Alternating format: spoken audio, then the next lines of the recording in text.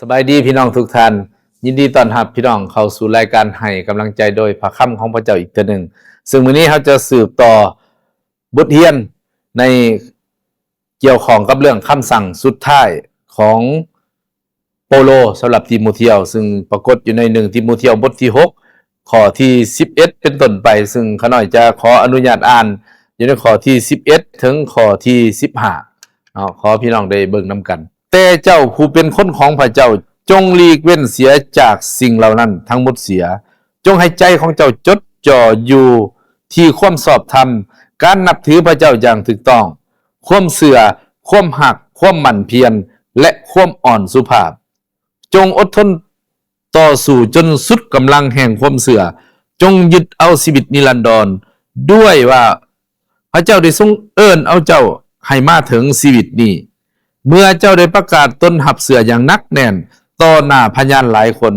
และเฮาได้สั่งเจ้าต่อหน้าพระเจ้าผู้ทรงบันดาลใ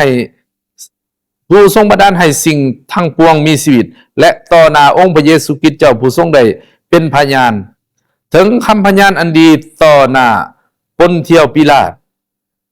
ให้เชื่อฟังคำสั่งนี้และยึดถือไว้อย่างสัตย์ซื่อจนถึงองค์พระเยซูคริสต์เจ้าของพวกเราเสด็จมาปรากฏซึ่งพระเจ้าผู้ทรงเสวยสุขและทรงฤทธิ์อำนาจสูงสุดแต่องค์เดียวทรงเป็นพระมหากษัตริย์เหนือกษัตริย์ทั้งปวงและทรงเป็นองค์พระผู้เป็นเจ้าเหนือเจ้านายทั้งปวงทรงสำแดงให้ปรากฏตามเวลากำหนดอาเมนให้เรามีโอกาสได้อธิษฐานนำกันพระเจ้าผู้ลูกสรรเสริญยกย่องถวายเกียรติแก่พระองค์พระเยซูคริสต์เจ้าขอบคุณพระองค์สำหรับถ้อยคำของพระองค์ที่มาถึงพวกเราทั้งหลายขอพระเยซูเจ้าทรงโปรดนำให้พวกเราเข้าใจจื่อจำและนำใส่ถ้อยคำของพระองค์ในการดำเนินชีวิตและการหลับใส่พระองค์ในพระนามพระเยซูคริสต์เจ้าอาเมนพี่น้องที่อยากจากของที่เราได้อ่านผ่านไปนั้นพี่น้องเราได้เห็นคำสั่งสำคัญของผู้รับใช้พระเจ้าหรือว่าของผู้นำฝ่ายวิญญาณที่ส่งต่อให้กับทิโมธีซึ่งเพิ่นถือว่าเป็นลูกเลี้ยงของเพิ่นเป็นลูกฝ่ายวิญญาณของเพิ่นพี่น้องที่รักสำหรับเพิ่นสั่งหยังแหน่อยู่ในนี้เฮาสิมาเบิ่งเพิ่นเตือนให้เป็นผู้ที่ดำเนินชีวิตในความชอบธรรมเพิ่นว่าฝ่ายเจ้าให้เอาใจใส่จดจ่ออยู่ในความชอบธรรมและความเสื่ออย่างหมั่นเพียรเพราะฉะนั้นพี่น้องผู้นำในกิจจักรนี่ศิษย์บาลอาจารย์ผู้ปกครองหรือผู้นำในฝ่ายวิญญาณหน่วยงานใดหนึ่งชีวิตเฮาจำเป็นจะต้องจดจ่ออยู่ในความชอบธรรมความบริสุทธิ์และความเสื่ออันนี้เป็นเรื่องสำคัญหลายต่อหลายครั้งพี่น้องผู้นำฝ่ายวิญญาณเฮาละเลยชีวิตฝ่ายวิญญาณบ่ได้เดินกับพระคำของพระเจ้าบ่ได้จดจ่อและพระคำของพระเจ้าบอกว่าให้มันเพียรด้วยท่าทีที่อ่อนสุภาพอันนี้คำนี้ก็เป็นคำสำคัญพี่น้องบางทีเขามันเพียรอยู่เขาจดจ่ออยู่แต่ว่าท่าที่แข็งกระด้างหรือท่าที่ข่มคนอื่นยกตัวเองอันนี้เป็นท่าที่ที่พระเจ้าบ่ปรารถนาพระเจ้าบอกว่าให้เป็นท่าที่ที่ยังพี่น้องอ่อนสุภาพต่อทุกคนอ่อนสุภาพพี่น้องคำเบาคำบากันกระทำกิริยามารยาทเนาะบางคนก็รับใช้ดีอยู่พี่น้องแต่ว่าเมื่อรับใช้ดีเกิดความอวดตัวโดยบริเจตนาเป็นยังขนาดจึงว่าอวดตัวบริเจตนาพี่น้องมีการเปรียบเทียบยกย่องตัวเองโดยทางอ้อมบ่เป็นทางตรงฉะนั้นขอพระเจ้าเมตตาเฮาทั้งหลายพี่น้องเพื่อชีวิตของเฮาจะเป็นที่พอพระทัยพระองค์พระคำของพระเจ้าบอกอยู่ในข้อที่12บอกว่าจงอดทนต่อสู้อย่างสุดกำลังแห่งความเสื่อเพราะฉะนั้นพี่น้องให้อดทนต่อสู้สุดกำลังแห่งความเสื่อคณะโบสถ์หลายต่อหลายครั้งว่าโอ้ยมอบสุดแล้วแต่พระเจ้าพี่น้องพระเจ้าจะทำงานผ่านผู้ที่เสื่อพระวิญญาณบริสุทธิ์เจ้าสิร่วมมือกับคนที่วางใจพระองค์คนที่เสื่อในพระองค์เพิ่นว่าให้เอาชีวิตนิรันดรนี่เป็นที่ตั้งให้ยกสูงตัวนี้พี่น้องหลายต่อหลายเทื่อเฮาละเลยชีวิตนิรันดรเฮาละเลยชีวิตอันตลอดไปเป็นนิจเฮาเอาเกียรติชื่อเสียงเอาตำแหน่งเอาเงินทองเอาความสำเร็จในโลกนี้มีคุณค่ากว่าชีวิตนิรันดรซึ่งผิดต่อหลักพระธรรมคำสอนของพระเจ้าสำหรับอยู่ในพระคำของพระเจ้าคาลาเตียบทที่5ข้อที่20ข้อที่23 2โครินธ์บท4ข้อ10 12และ2โครินธ์บท5ข้อ17ก็ได้กล่าวไว้อย่างชัดเจนว่าเหตุฉะนั้นถ้าผู้ใดอยู่ในพระคริสต์ผู้นั้นก็ถูกทรงสร้างขึ้นใหม่ เบิ่งแม่ฐานะเก่าเหล่านั้นก็ล่วงไปเบิ่งแม่กลายเป็นสิ่งใหม่ๆทั้งนั้นถ้าเฮาอยู่ในพระเยซูคริสต์เจ้าจริงๆเฮาบังเกิดใหม่เฮาเป็นผู้รับใช้เป็นผู้นำกิจจักรเฮาเสียนการเปลี่ยนแปลงรอบด้านพี่น้องถึงว่าบ่สมบูรณ์แบบแต่มันสิมีการเปลี่ยนแปลงแสดงเห็นได้อย่างชัดเจนฉะนั้นอาจารย์เปโลเป็นห่วงติโมธีเป็นห่วงศิษย์อภิบาลทั้งหลายเป็นห่วงผู้รับใช้ผู้ปกครองผู้ดูแลกิจจักรทั้งหลายจนถึงทุกวันนี้พี่น้องพระคำของพระเจ้าบ่เพียงแต่ถึงติโมธีถึงบ่เฮาทั้งหลายด้วยฉะนั้นอยู่ในบท6ข้อที่13-14บอกว่าเฮาสั่งเจ้าต่อหน้าพยานต่อหน้าองค์พระผู้เป็นเจ้าและต่อหน้าพยานต่อหน้าองค์พระเยซูคริสต์เจ้าและต่อพยานต่อหน้าพระเจ้าต่อหน้าองค์พระเยซูคริสต์เจ้าและต่อหน้าพยานหลายคนเนาะเพื่อหยังพี่น้องเพื่อยืนยันว่าได้สั่งแล้วได้บอกแล้วพวกเฮาคือกันเมื่อมีการแต่งตั้งศิษย์อภิบาลแต่งตั้งผู้ปกครองผู้นำกิจจักรเฮาก็มีพยานพี่น้องเพื่อยืนยันว่าเฮาได้ตักเตือนกันแล้วได้สั่งสนับพระคำของพระเจ้าบอกอย่างนั้นพี่น้องและอยู่ในข้อที่14บอกว่าจงเชื่อฟังข้อคำสั่งเหล่านี้และยึดถือไว้อย่างสัตย์ซื่อจนถึงวันองค์พระเยซูคริสต์เจ้าเสด็จมาบ่แม่นว่า 2-3 วัน 2-3 เดือน 2-3 ปีจนกลัวเฮาจะจากโลกนี้ไปอยู่กับพระเจ้าหรือจนฮอดมื้อพระเยซูคริสต์เจ้าเสด็จมาเพิ่นว่าจงเชื่อฟังและยึดถือเอาไว้มีหลายอย่างอยากดึงใจเฮาออกมีค่านิยมบางอย่างมีอิทธิพลต่อเฮาถ้าเฮาบ่ได้ยึดมั่นในพระคำของพระเจ้าที่จริงจังจริงใจแท้ๆก็คงลำบากที่จะเห็นเฮานี่ไปถึงเป้าหมายที่พระเจ้าต้องการฉะนั้นพระเจ้าต้องการอยากให้ผู้นำนี่เป็นแบบอย่างเนาะเชื่อฟังอย่างสัตย์ซื่อและนักแน่นจนฮอดมื้อพระเยซูเสด็จมา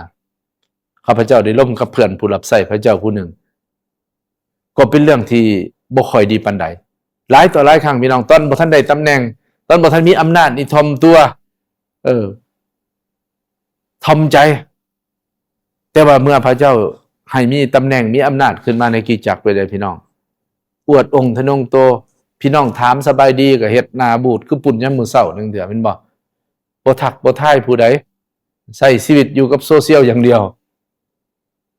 อันนั้นเป็นสิ่งที่บ่ถูกต้องพี่น้องตามพระคำของพระเจ้าฉะนั้นเฮาถ่อมตัวก็ให้เสมอต้นเสมอปลายถ้าเฮาลงไปขอเฮากลับมาพี่น้อง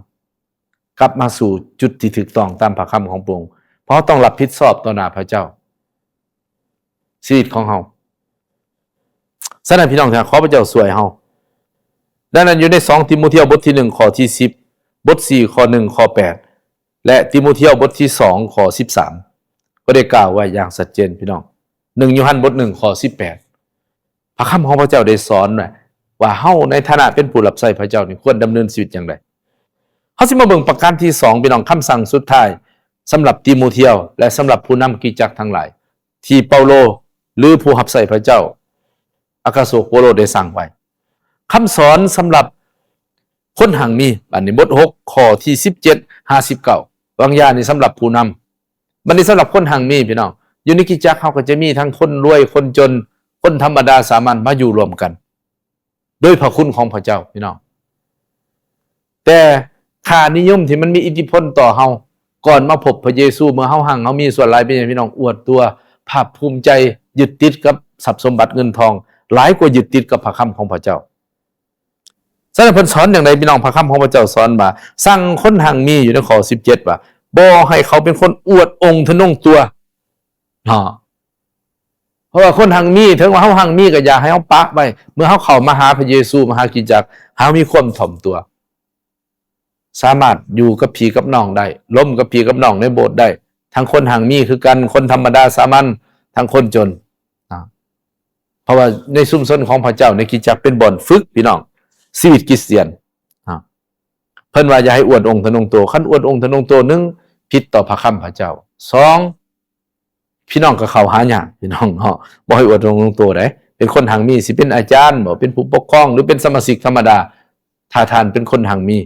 บอกว่าพระเจ้าบอกให้เฮาอวดตัวพี่น้องให้มีความถ่อมตัวอย่าให้พวกเขาฝากความหวังไว้กับโลกนี้แต่ให้มอบความหวังไว้กับพระเจ้าบริสิภาพภูมิใจนำเงินหลายพันล้านนำสายคอทองคำพี่น้องหลายเส้นหลายโลเป็นสิยึดติดกับดินดอนต้นหญ้าเฮือนซ่านบ้านซองที่มีในโลกนี่แต่ แต่ให้มอบความหวังไว้กับพระเจ้าเนาะอย่าฝากความหวังมันหายไปผิดแต่เดียวพี่น้อง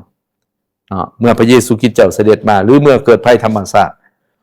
ถ้าเขาหยุดติดก็เขาจะเสียใจสมบท6 ข้อ 18บอกว่าสั่งให้พวกเขาเฮ็ดแต่คุณงามความดีเมื่อก่อนใส่เงินอาจจะบ่ถวายเกียรติพระเจ้าใส่ไปในทางที่ผิดแต่บัดนี้ให้ใส่ถวายเกียรติแก่พระเจ้าให้เฮ็ดคุณงามความดีเป็นคนที่มีน้ำใจกระทำความดีโอบเอื้ออารีเพื่อแผ่พร้อมที่จะแบ่งปันให้กับคนอื่นพี่น้องบาดนี้เนาะนี่ข้อที่18บุโรจากเคยยังพี่น้องเป็นคนขี้เหนียวแต่ให้ยังเป็นคนที่แบ่งปันซอยเหลืองานของพระเจ้าซอยเหลือผู้รับใช้พระเจ้าซอยเหลือคนยากคนจนซอยเหลือสังคมผู้พบภัยพิบัติทางธรรมชาติสร้างโบสถ์สร้างวิหารสร้างกิจจักรมีส่วนให้เป็นคนที่มีน้ำใจโอบเอื้ออารีเพื่อแผ่ข้าพเจ้าได้เคยอ่านทฤษฎีเกี่ยวกับเรื่องความหังมีของคนถ้ามีเงินอย่างเดียวบ่ได้มีน้ำใจโอบเอื้ออารีเพื่อแผ่บ่ได้ซอยเหลือสังคมประเทศชาติกิจจักรสังคมที่ด้อยโอกาสหมายความว่าทฤษฎีคำว่าความรวยยังบ่ถูกต้องกับคนเหล่านั้นถูกแต่ครึ่งเดียวบ่ถูก 100% มีแต่มีเงินซื่อๆแต่ว่าเป็นคนที่บ่มีน้ำใจอยู่ในบท6 ข้อที่19บอกว่าด้วยวิธีนี้จึงจะเป็นคนทอนโฮมทรัพย์สมบัติไว้ในสวรรค์พี่น้องที่หมายความว่าเงินทองนี่ถ้าเฮาหักเอามารับใช้พระเจ้าถ้าเฮาไปซอยเหลือคนเอาไปพัฒนาชุมชนหมายความว่าเฮาเป็นผู้ทอนโฮมทรัพย์สมบัติไว้ในสวรรค์หมายความเฮาได้รับบำเหน็จน้องบางเทื่อเฮาบ่มีโอกาสได้ไปรับใช้ไปประกาศข่าวประเสริฐเห็นผู้รับใช้ไปเฮามีส่วนพี่น้องมีส่วนถวายสนับสนุนเพื่ออาหารเพื่อค่าน้ำมันหรืออื่นๆสนับสนุนให้คนอื่นไปรับใช้พระเจ้าให้มีข้อสะดวกพี่น้องเฮ็ดสิ่งเหล่านั้นพระคัมภีร์บอกว่าเจ้าเอาน้ำเย็นจอกเดียวให้ผู้รับใช้พระเจ้ากินเจ้าจะบ่ขาดบำเหน็จแต่ถ้าพี่น้องเฮ็ดหลายสันพี่น้องก็จะได้แบบเฮ็ดได้รับบำเหน็จคือกับผู้ประกาศข่าวประเสริฐคือกับผู้เทศนาคือกับผู้ทำหน่วยพี่น้องบ่แม่นโอไปก็บ่ไปเงินก็บ่ให้พี่น้องอธิษฐานเพื่อก็บ่อธิษฐานเพื่อพี่น้องทุกอย่างที่เฮ็ดในโลกนี้มันจะเกี่ยวข้องกับชีวิตเฮาทั้งในโลกนี้และจากโลกนี้ไปทรัพย์สมบัติอยู่ที่ใดพระคัมภีร์บอกว่าเนาะใจเฮาก็อยู่ที่นั่นซึ่งเป็นหยังพี่น้องเป็นรากฐานอันมั่นคงเพื่ออนาคตดังนั้นจึงสามารถที่จะเอาชีวิตนิรันดรอันแท้จริงไว้ได้ฉะนั้นหลายคนนี่ห่วงทรัพย์สมบัติเงินทองหลายพี่น้องจนเฮ็ดให้ติดตามพระเจ้ายากเฮ็ดให้รับใช้พระเจ้ายากแม้กระทั่งท่ามกลางเพื่อนผู้รับใช้ด้วยกันพี่น้องหลายต่อหลายครั้งไปพี่น้องโอ้ตอนบ่มีว่าอธิษฐานอยากได้รถอยากได้เงินอยากหังมีสิรับใช้พระเจ้าได้รถสูงสิเดินทางไกลไปได้แต่ว่าสุดท้ายมาเป็นของพระเจ้าให้แล้วเฮาก็บ่เฮ็ดตามเฮาสัญญากับพระเจ้าฉะนั้นพี่น้องอยู่ในมัทธิวบท6ข้อ19หาข้อ21ลูกาบท13ข้อ33หา34อยู่ในโยฮันบทที่17ข้อที่3ก็ได้กล่าวไว้อย่างชัดเจนเกี่ยวข้องกับสิ่งเหล่านี้อันสุดท้ายพี่น้องคำเตือนสุดท้ายที่พระคำของพระเจ้าได้เตือนผ่านอาจารย์เปโตรถึงทิโมธีถึงผู้รับใช้พระเจ้าถึงกิเซียนทั้งหลายประการสุดท้ายเพิ่นเตือนให้สัตย์ซื่อพี่น้องอยู่ในข้อที่20หาข้อที่21เนาะให้เป็นคนสัตย์ซื่อให้สัตย์ซื่อแนวใดอยู่ในข้อที่20หาข้อเดิมพระคำของพระเจ้าโดยผ่านอาจารย์เปโตรได้เตือนทิโมธีว่าจงละเว้นจากคำเว้าที่บ่เป็นประโยชน์และให้ที่ขัดต่อหลักของศาสนาหรือหลักของความเชื่อคริสเตียนนึ่งให้ทางด้านคำเว้าซะก่อนให้สัตย์ซื่อต่อพระคำของพระเจ้าบ่ให้เว้าอันบ่เป็นประโยชน์แต่หลายต่อหลายครั้งบางเทื่อการเทศนาสั่งสอนของผู้รับใช้ลางเทื่ออย่างพี่น้องบิดเบือนความจริงทั้งเจตนาและบ่เจตนาหรือเว้าขึ้นเทศนาอาจจะเว้าแนวอื่นหลายกว่าพระคำของพระเจ้าก็เป็นไปได้พี่น้องเฮ็ดให้ลูกแกะของพระเจ้าเฮ็ดให้คริสเตียนทั้งหลายนี่บ่ได้รับพระคำของพระเจ้าแบบเต็มๆฉะนั้นพวกเฮาในฐานะเป็นผู้รับใช้ต้องมีความรับผิดชอบ